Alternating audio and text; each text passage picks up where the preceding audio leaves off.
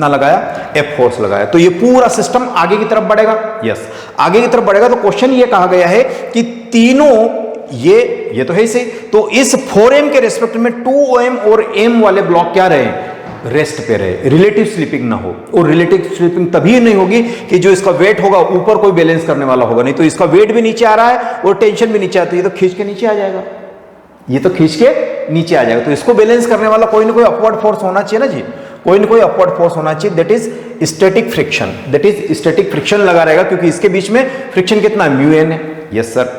उसके बाद टेंशन नीचे की तरफ, और इसका वेट भी कितना हो गया, नीचे की तरफ आ गया, है ना। तो इस ब्लॉक पे फोर्स लगने वाला डाउनवर्ड कितना हो जाएगा, T प्लस mg हो जाएगा, T प्लस mg हो जाएगा। लेकिन T देखो ये नीचे कितना है, नीचे 2mg है, नीचे 2mg, लेकिन ये टेंशन से बैलेंस हो रहा है, इसमें कोई रिलेटिव स्लिपिंग नहीं हो रही, यहां और यहां कोई फ्रिक्शन नहीं है ना। यहां पर म्यू 0 है और इनके बीच में भी, ग्राउंड और इस ब्लॉक के बीच में भी फ्रिक्शन कोएफिशिएंट क्या है, 0 है, तो इनमें कोई दिक्कत नहीं होगा, फ्रिक्शन फोर्स कंसीडरेशन नहीं आएगा। यहां देखो ये 2mg नीचे टेंशन से बैलेंस हो, टेंशन यहां डाल दो, तो टोटल कितना हो गया, 2mg प्लस mg, तो टोटल कितना हो गया, 3mg आ गया। 3mg नीचे की तरफ है। अब इस 3mg को ऊपर अगर कोई बैलेंस नहीं करे तो ये तो नीचे खिसक के आ जाएगा, यस। तो यहां पर हमें एक फोर्स कंसीडर करना पड़ेगा, ये जब आगे जा रहा, ये जब ए एक्सीलरेशन से पूरा सिस्टम आगे जा रहा होगा, तो एक सूडो इस पे लगेगा, है ना। सूडो याद रखना है आपको, Fp, that is mass of the object m and system of the acceleration, है ना। एक्सीलरेशन किसका होगा, सिस्टम का एक्सीलरेशन होगा, ये ध्यान रखना। ये किससे बैलेंस हो जाएगा, जो ये वाला ब्लॉक इस पे नॉर्मल लगाएगा, यस इतना याद हो ना। नॉर्मल जो हो वो किससे बैलेंस हो गया जी, m इंटू ए से, और एक आपका या मेरा सिस्टम का एक्सीलरेशन, है ना। ए जो है वो सिस्टम का एक्सीलरेशन आ जाएगा, तो ये नॉर्मल रिएक्शन बैलेंस हुई।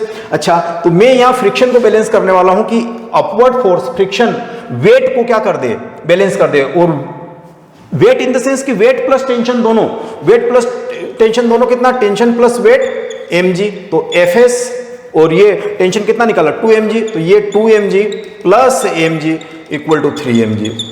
अब 3mg को कोई बैलेंस करने वाला हो अपवर्ड, और वो है फ्रिक्शन फोर्स, यस सर। अब फ्रिक्शन फोर्स क्या होता है, म्यू टाइम्स ऑफ एन, और ये 3mg से बैलेंस हो रहा है।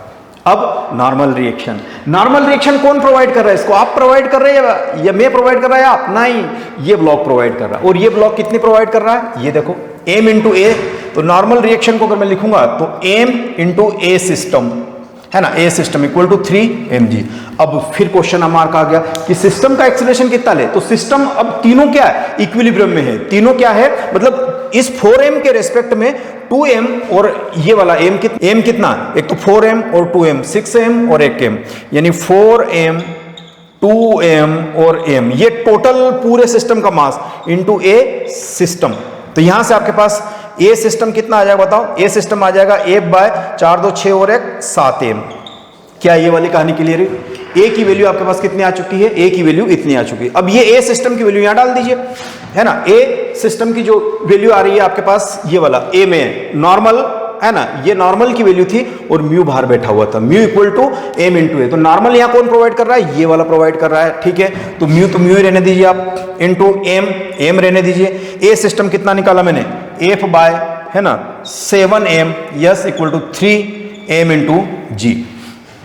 अब आप कहेंगे कि यहां से क्या निकलने वाला है, यहां से बहुत कुछ निकलने वाला है कि आप m से m को कैंसिल कर दीजिए, और यहां से f आ जाए कितना, 7 3 21 mg डिवाइडेड बाय म्यू।